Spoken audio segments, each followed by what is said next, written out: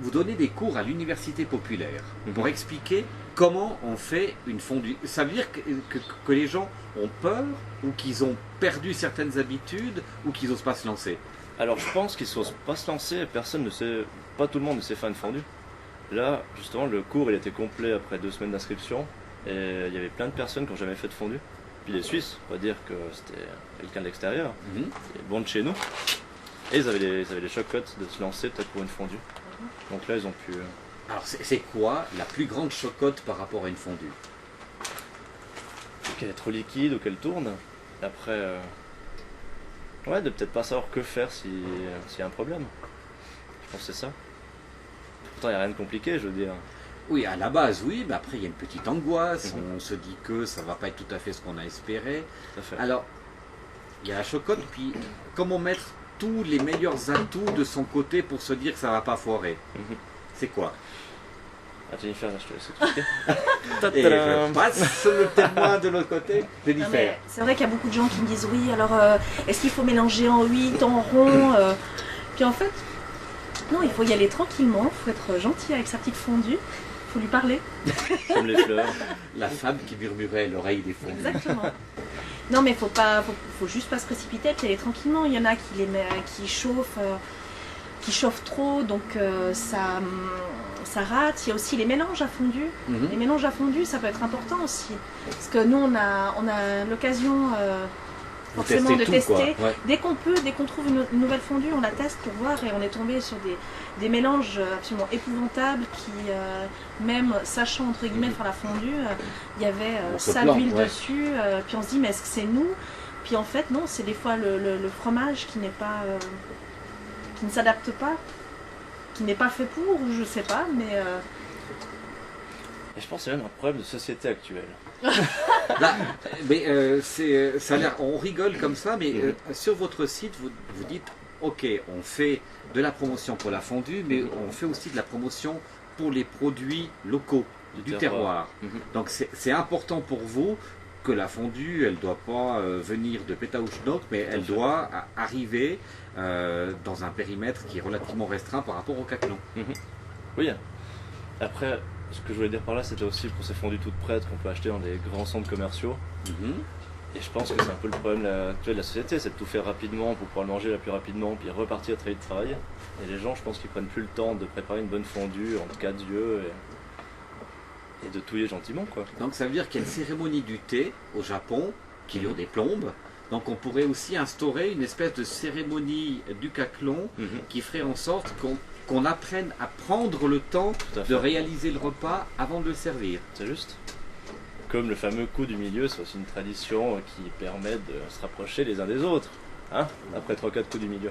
Alors, comment ça se termine bien une fondue? Parce que là, il y a toutes les écoles qui s'affrontent. Vous êtes adepte de l'œuf qu'on casse à l'intérieur du Caclon à la fin pour que la croûte elle soit subliminée puis qu'on puisse avoir quelque chose de bien à la fin? Alors malheureusement pas. Ben, dites-moi, parce que là, je vais au pif, hein, Ouais. je vais avec mes connaissances de néophytes, c'est vous les spécialistes. Non, on aime beaucoup la croûte qui se forme au fond en fait, le petit croustille. Ouais. Donc on n'a pas le temps de finir la fondue quand on finit la croûte directement. Mhm. Donc l'œuf il n'a pas le temps de tomber. il n'a pas le temps de venir là. Donc c'est pas terrible, quoi, finalement. Non, C'est- c'est pas terrible. Encore une fois, il faut pas. Chacun ses goûts. Mhm. S'il y en a qui sont adeptes, il faut les laisser. Nous, on n'est pas là pour donner des leçons, on est juste là pour faire découvrir des saveurs dont les gens n'ont pas l'habitude, c'est tout. Après, chacun fait comme il veut et chacun apprécie ce qu'il veut. Oui, on n'est pas un service traiteur, on est vraiment des épicuriens et on veut interagir comme ça avec notre public. On s'est toujours distancé du service traiteur, on vient en faire Ah non, manger. avec vous, le moins qu'on puisse dire, c'est que vous n'êtes pas coulé dans un moule. Il y a un truc que j'ai adoré, c'est on n'est pas nécessairement obligé de manger de la fondue dans un restaurant, Mhm. mais qu'avec vous, ça bouge. Tout à fait. Alors, quelle est cette particularité?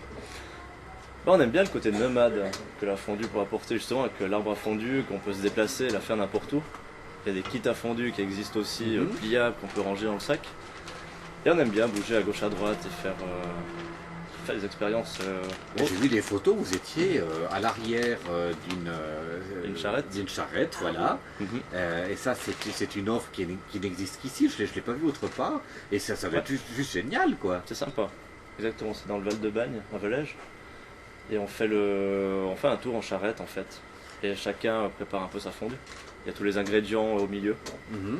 Et on a, je crois, 45 minutes pour faire sa fondue. C'est les chevaux qui tirent, vous baladez, vous faites la fondue. Mais c'est, Exact. Ah, l'idée, elle est superbe. c'est quasiment le paradis, ça. Fin novembre, à Ried, pas tellement loin d'ici de la potagère, où vous allez faire la grande caquelonade. Et là, il n'y a pas que les mélanges qui sont vendus, ce sont tous les accessoires autour de la fondue. Tout à fait. Vous avez des surprises dans les accessoires justement qui vont être proposés à Ried? Ah, dans les accessoires, ça se développe de plus en plus, il me semble. On ne trouvait pas ça il y a quelques années en arrière. Et ils ont inventé donc des concepts de fondue séparés en trois, pour manger trois styles de fondue différentes. Ouais. On retrouve les arbres à fondue, c'est pas quelque chose qu'on voit tous les jours non plus. Moi, c'est la première fois que j'en vois un comme ça. Hein. Voilà. Je suis très content. Il y a tout aussi il y a une petite entreprise qui fabrique des arômes à rajouter avec. Au lieu d'avoir de faire une lardon d'oignon et de couper ses lardons et ses oignons, ils ont compacté comme une petite capsule Nespresso en fait, qu'on met dans la fondue à la fin. Pour les gens qui ont encore peut-être un peu peur de se lancer vraiment dans la cuisine. Et il y a plein de trucs comme ça justement. Aussi le kit à fondue que j'expliquais avant. Donc il y aura une dizaine de stands qui vont retracer un peu toutes ces découvertes. Vous avez été surpris, il y a 3 ans maintenant quand vous êtes lancé dans cette aventure, d'être les seuls sur ce créneau-là. Oui, surpris oui.